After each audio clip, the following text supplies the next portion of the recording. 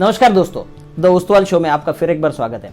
आज हम लोग जिन एंटरप्रेन्योर से मिलने वाले हैं वो काफ़ी डिफरेंट है, क्योंकि एंटरप्रेन्योर की जर्नी शादी के बाद 10 साल के बाद शुरू हुई है। तो आइए स्वागत करते हैं राखी जी गुगले का, जो योग ब्रह्म क्लासेस चलाती है। राखी जी गुगले ने पुणे महापौर चषक यानी पुणे मेयर ट्रॉफी भी जीती है और 32 से 35 मेडल भी उनके खाते में है। और सबसे इम्पोर्टेंट बात, वो अभी नेशनल लेवल पर योगा कंपटीशन में भी हिस्सा ले रही है। तो राखी जी, बहुत बहुत स्वागत है आपका।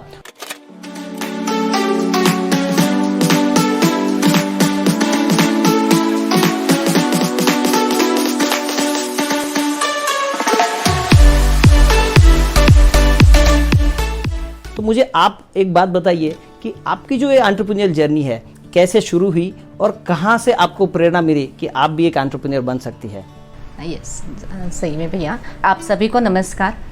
मैंने ये मेरी जर्नी शादी के बाद, करीबन मेरे बच्चे बड़े होने के बाद योगा फील्ड में मैंने स्टार्ट किया। शादी के बाद मैंने, यानी पहले मैं FY BCom हुई थी, उसके बाद शादी हो गई। बच्चे होने के बाद मैंने BCom यानी मेरी डिग्री कंप्लीट की। डिग्री कंप्लीट होने के बाद थोड़े साल घर, फैमिली, बच्चों का सब कुछ करना, सास ससुर का करना, उसमें ही मेरे दिन चले थे।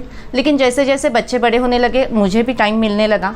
मेरे दोनों बच्चे, यानी एक 10th में था, एक 12th में था, उनकी पढ़ाई चालू थी। उसी टाइम में मैंने योगा डिप्लोमा कोर्स के लिए अप्लाई किया। योगा डिप्लोमा में फर्स्ट रैंक अचीव किया। Very good. और वहाँ से मैंने मेरी जर्नी स्टार्ट की। 4 लेडीज़ से मैंने क्लास स्टार्ट किया। अभी जाके मेरे 100+ स्टूडेंट्स हो गए हैं। योग ब्रह्म क्लास स्टार्ट करने के साथ साथ मैंने योगा इन प्राणायाम कोर्स किया।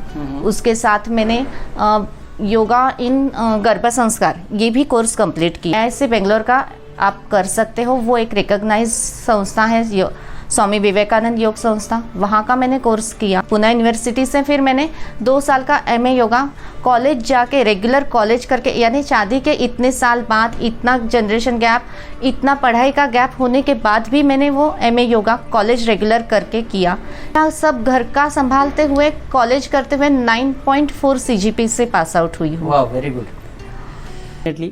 बहुत ही सही जानकारी दी है राखी जी ने कि अगर आपको करना है और अगर शायद आप उस फील्ड के नहीं हो, लेकिन आपके दिल में वो चीज़ करने की चाह है, तो उसको आपको ढूंढते हुए, उस पर्टिकुलर चीज़ को आपको ढूंढते हुए उस तक पहुंचना कोई डिफ़िकल्ट बात नहीं होती है। वैसे तो BCom वाले जनरली टैक्सेशन, GST इसमें उलझ जाते हैं, लेकिन अगर आपको योगा पसंद है तो योगा के कोर्स करके भी आप अपना बिजनेस या आप अपना निश ढूंढ सकते हैं।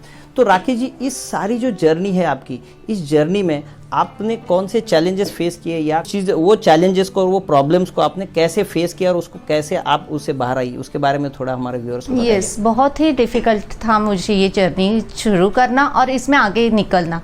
क्योंकि कैसे होता है, एक हाउसवाइफ होती है, पूरी घर की जिम्मेदारी होती है, उसमें से टाइम निकाल के खुद की हॉबी कुछ तो भी डेवलप करना, खुद को कुछ तो भी प्रूव करना, ये बहुत चैलेंज है। इसमें से बाहर निकलने के लिए मैंने थोड़ा शुरू में एवरी संडे जहाँ पे है कोर्सेस, वो कोर्सेस स्टार्ट किए। धीरे धीरे मैंने ये बढ़ाते गई कि हफ्ते रोज के 2 घंटे में खुद के लिए निकालने लगी। और ऐसे धीरे धीरे मैंने अपनी जर्नी स्टार्ट की और यहाँ तक पहुँची हूँ। लेकिन अभी भी मैं खुद के क्लास के सिर्फ 3 घंटे देती हूँ, बाकी का फुल टाइम मेरे फैमिली मेम्बर्स को देती हूँ, क्योंकि मेरी पहली प्रायोरिटी मेरे फैमिली मेम्बर्स हैं। साथ ही साथ ये सीखते वक्त मुझे बहुत सारी डिफ़िकल्टी आई, जैसे कि एनाटॉमी, साइकोलॉजी, फिजियोलॉजी, ये सब सीखना होता है। ये सब इंग्लिश में होता है और मेरा बेस पूरा मराठी था। तो ये मुझे बहुत बड़ा चैलेंज था कि वो सब इंग्लिश में मुझे सीखना है। अभी MA भी मैं कर रही थी, तो सारा कुछ इंग्लिश स्टडी था और बेस मेरा मराठी था, तो ये बहुत मुझे डिफ़िकल्ट गया। साथ ही साथ अभी जो नई टेक्नोलॉजी है, उस टेक्नोलॉजी के साथ मैं मैच नहीं थी। उसके बारे में मुझे कुछ पता नहीं था। सिर्फ अपना फ़ोन, व्हाट्सअप यूज़ करो, फ़ोन यूज़ करो, उतना ही पता था। लेकिन आज मैं फ़ोन पे ज़ूम योगा मीटिंग लेती हूँ। जैसे अभी कोरोना पेंडेमिक हुआ, तो मैं ज़ूम सीखी, ज़ूम पे मैं क्लासेस ले रही हूँ और उसका मुझे इतना फ़ायदा हुआ कि ज़ूम के द्वारा मैं सिर्फ पूना या अपने एरिया तक लिमिट न रहते हुए ऑल ओवर इंडिया के स्टूडेंट्स मेरे पास हैं। और साथ ही साथ जर्मनी है, USA है, ओमान, दुबई, कनाडा, ऐसे अनेकों देशों से लोग मुझे ऑनलाइन ज़ूम योगा के द्वारा जुड़े हुए हैं। यानी आप अपना बिजनेस एक्सपांड भी कर सकते हो नए टेक्नोलॉजी के साथ जुड़ने के बाद। बहुत ही बढ़िया बात कही राखी जी ने कि अगर आपके दिल में चाह है तो आपको चाहे जितने चैलेंजेस आए आप उसके ऊपर ओवरकम कर सकते हो।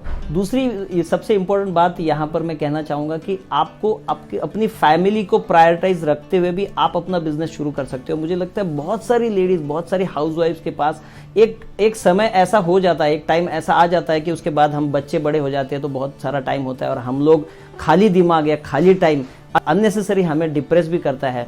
तो आपको अपने निश पे काम करना होगा कि कौन सी चीज़ मुझे पसंद है और जो चीज़ मैं समाज को दे सकती हूँ जिससे मेरा भी अच्छा टाइम उसमें निकल जाए और सबसे इम्पोर्टेंट उसमें मैं एक लंबे समय तक काम कर सकती हूँ। बहुत ही अच्छी बात कही राखी जी आपने। और जब भी आप कोई काम करो तो उसमें एक एक्सपर्टीज, उसमें एक नॉलेज, उसमें एक सर्टिफिकेशन भी होना बहुत ज़रूरी है, जो कि राखी जी ने ज़रूर लिया है। तो मुझे लगता है यहाँ पर जो भी व्यूअर्स और स्पेशली जो लेडीज़ व्यूअर्स यहाँ पर देख रही है उनको इसके बारे में थोड़ा सोचना चाहिए। अगर आपके पास में खाली टाइम है तो उसे ज़ाया मत कीजिए, क्योंकि एक दिन ऐसा आएगा कि आपको सोचने पे मजबूर करेंगे कि मैंने मेरी लाइफ में कुछ किया नहीं। ऐसी सिचुएशन आने से पहले आप कुछ ना कुछ करना शुरू कर दीजिए। राखी जी, मुझे एक चीज़ बताइए कि आपने इतना सारा जो जर्नी आपने किया है तो कस्टमर्स का जो हैंडलिंग है बहुत ही इरिटेटिंग होता है, और स्पेशली आप ऐसे फील्ड में हो कि जहाँ पर लोग आते ही नहीं हैं। भले ही मोदी जी कहते हैं आप हम लोग इंटरनेशनल योगा डे मना रहे हैं, फिर भी लोग नहीं आते। तो मुझे लगता है कि आपने कैसे वो लोगों को कन्विंस करके अब योगा के क्लासेस के लिए आप कन्विंस कैसे करते हो, उसके बारे में थोड़ा बताइए। बहुत अच्छा सवाल पूछा है आपने। लोगों को अपने बिजनेस के तरफ कन्विंस करना ये बहुत बड़ा चैलेंज है। हर एक को शुरुआत में तो बहुत मुश्किलें आती हैं कि स्टार्ट करते हैं तो बहुत सारे आते हैं, नहीं आते, देख के जाते हैं या सिर्फ आपको ऑब्जर्व करते हैं, ऐसा होता है, लेकिन आपके साथ जुड़ते नहीं हैं। लेकिन जितनी आप कंटिन्यूटी रखते हो उसी में 3 साल 5 साल आपको खुद को डेवलप होने को टाइम लगता है। हर एक बिजनेस के छोटे छोटे व्यूज़ को आप सीखते हो तब आप दूसरों को दे सकते हो, और जितना क्लियर आप दोगे तो उतना आपका कस्टमर पहले सेटिस्फाइड होता है, फिर उसमें हैप्पीनेस लेवल बढ़ती जाती है कि आपके अंदर कुछ तो भी क्रिएटिविटी है, आप कुछ तो भी अलग दे रहे हो। सबकी तरह जो है उसमें से आपके पास कुछ तो भी अलग प्रोडक्ट है तो ही लोग आपके पास आएंगे। जो दुनिया में सब जगह है तो वो उसके पास नहीं जाते हैं। जैसे मैंने क्लास में जलनीति है, शंख प्रक्षालन है, कपालभाति के अलग अलग वैरायटीज़ है, त्राटक है, ऐसे शुद्धि क्रियाएं रखी हैं। साथ ही साथ साइक्लिक मेडिटेशन है, संजीवनी योगा है। ऐसे जो अलग क्रिएटिविटी है वो मैंने 1 महीने के क्लास में डिज़ाइन किया है। पूरा मेरा 1 महीने का क्लास रोज का नया होता है। ऐसे अगर आप आपके बिजनेस में कुछ तो भी नया दोगे तो ही आपके पास कस्टमर आएंगे, वो सेटिस्फाइड होंगे, हैप्पीनेस लेवल उनका बढ़ेगा। जब उनका खुद का हैप्पीनेस बढ़ेगा तो ही वो एक दूसरे को आपके बिजनेस के बारे में पास ऑन कर सकते हैं और बोल सकते हैं, और इसी तरह आपका बिजनेस बढ़ सकता है। बिल्कुल ही सही बात कही है राखी जी आपने कि जो मैनेजमेंट के लोग सिखाते हैं कस्टमर सेटिस्फैक्शन, कस्टमर हैप्पीनेस और कस्टमर डिलाइट, सेम बात यहाँ पर राखी जी ने कही है। और मुझे यहाँ पर एक बात ज़रूर यहाँ पर हाउसवाइफ को बोलना चाहूँगा कि आप लोगों के पास ऑलरेडी वो स्किल सेट होते हैं, क्योंकि आप अपनी फैमिली को इतने अच्छे तरह से संजोते हैं, इतने अच्छे तरह से उनके केयर लेते हैं, तो केयर करते हैं आप लोग। तो आप लोग अपने कस्टमर्स, जो भी आपके कस्टमर्स होंगे उनकी भी केयर अगर आप एज ए फैमिली मेम्बर करेंगे तो मुझे लगता है कि आप वो जो बिज़नेस का जो निश आप ढूंढना चाहते हो वो आप वहाँ तक पहुँच सकते हैं। क्योंकि राखी जी के बारे में मैं आपको बताता हूँ कि वो बहुत छोटी छोटी, मैं भी उनका क्लास करता हूँ कई बार, तो उनकी बातें होती है उसको ध्यान में रखता हूँ। तो बहुत छोटी छोटी बातें वो देखती है। जब हम लोग जूम पे क्लास ले रहे थे, कौन सा बंदा कौन सी एक्टिविटी गलत कर रहा है उसको वो प्रॉपरली सिखाती है, और उसके भी जब कस्टमर को भी लगता है, उनकी जो भी क्लाइंट है उनको भी लगता है कि हाँ मेरी तरफ भी उनका ध्यान है। ये तो आपकी अब तक की जर्नी सुनकर हमें बहुत अच्छा लगा है। लेकिन आप एज अ एंटरप्रेन्योर जो आपकी जो जर्नी है, और आप जो आपके जैसी जो लेडीज़ रहेंगी उनके लिए आपका कौन सा क्या मैसेज रह सकता है, या आप उनको क्या, अगर किसी लेडी को आपके जैसा बिजनेस में आना होगा तो कौन सी बातों का ध्यान रखना चाहिए? सबसे पहले तो लेडीज़ को उसकी क्या हॉबी है वो ढूंढनी चाहिए, उसे किस चीज़ में इंटरेस्ट है। उसके बाद मार्केट में क्या कहाँ पे चल रहा है उसका भी स्टडी उसको करना चाहिए। अगर उसको कुछ करना है, जैसे अभी मैं योगा कर रही हूँ तो मैंने एक कोर्स किया, वहाँ पे नहीं रुकी, दूसरा किया, तीसरा किया। वैसे ही आपको अगर कुछ आपका बिजनेस करना है, जैसे आपको अगर ज्वेलरी का ही बिजनेस करना है तो आप ज्वेलरी का 4 जगह जाके देखो कैसे कहाँ से लाना है, क्या करना है। फिर वो फैमिली मेंबर जैसे जो भी अपने कस्टमर्स हैं उनके साथ वैसे आपका रिलेशन होना चाहिए। जैसे आप आपके घर में अपने मम्मी पापा हैं, अपने भाई बहन हैं या अपने बच्चों हैं, हस्बैंड हैं, उनके साथ कैसे फैमिली रिलेशन रखते हैं वैसे फैमिली रिलेशन रखो। उनकी जो डिमांड है उसको समझने का प्रयास करो। एक कस्टमर है उसकी जगह पे खुद को खड़े रह के देखो कि उसकी क्या खुद की डिमांड है, उसको कैसे चाहिए, क्या रेंज में चाहिए।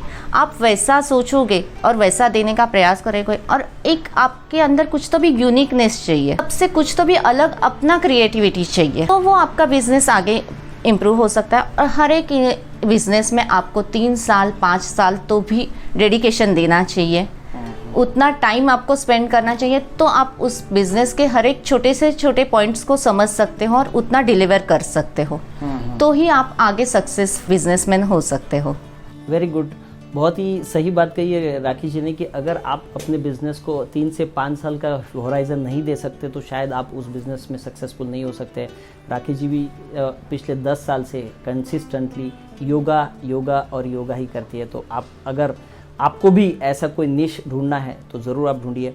तो लास्ट में एज अ योगा ट्रेनर आप हमारे जो जनरल व्यूअर्स हैं उनको आप क्या मैसेज देना चाहेंगे? मुझे 2 मैसेजेस देने हैं। एक तो मेरी इच्छा है हर एक छोटे से छोटे गांव में जाके योगा का प्रचार करना है, प्रसार करना है। वहाँ पे छोटे छोटे कैंप्स लेने हैं, भले ही 3 दिन के 4 दिन के कैंप्स हो, लेकिन वहाँ के लोगों को योगा के द्वारा आपके शारीरिक मानसिक हेल्थ कैसे इम्प्रूव होती है, आप उसको डेली लाइफ में कैसे ला सकते हैं, उसके बारे में मुझे जन जागृति करनी है।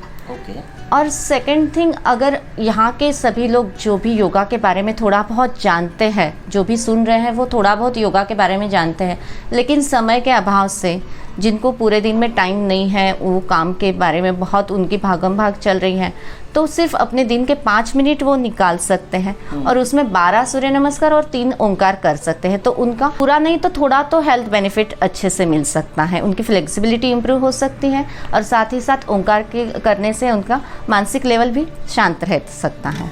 बहुत ही सटीक बात कही है राखी जी ने यहाँ पर कि आपको अगर दिन में कोई टाइम नहीं मिल रहा है तो 5 मिनट में आप 12 सूर्य नमस्कार और 3 बार ओमकार कर सकते हैं, जिससे आपकी हेल्थ हमेशा ही बेहतर बनी रहेगी। जितने भी व्यूअर्स हैं मैं उनको यहाँ पर अपील करना चाहूँगा कि राखी जी का जो मिशन है कि गाँव-गाँव में योगा को फैलाने का, तो अगर आप ऐसे कोई ग्रुप में जानते हो जो गांव में है और उनको योगा के लिए प्रेरित करना चाहते हो तो लिंक हमारे डिस्क्रिप्शन बॉक्स में है, तो राखी जी को ज़रूर कांटेक्ट कीजिए। और आपके भी जो योगा और हेल्थ रिलेटेड जो क्वेरीज और जो सवाल रहेंगे उसके लिए भी आप उनसे कांटेक्ट कर सकते हो। थैंक यू वेरी मच राखी जी हमारे पास यहाँ पर आने के लिए और इंटरव्यू देने के लिए। और सबसे इम्पोर्टेंट, आपको अगर ये इंटरव्यू अच्छा लगता है तो ज़रूर इसको लाइक, कमेंट और शेयर कीजिए। Thank you so much. Thank you.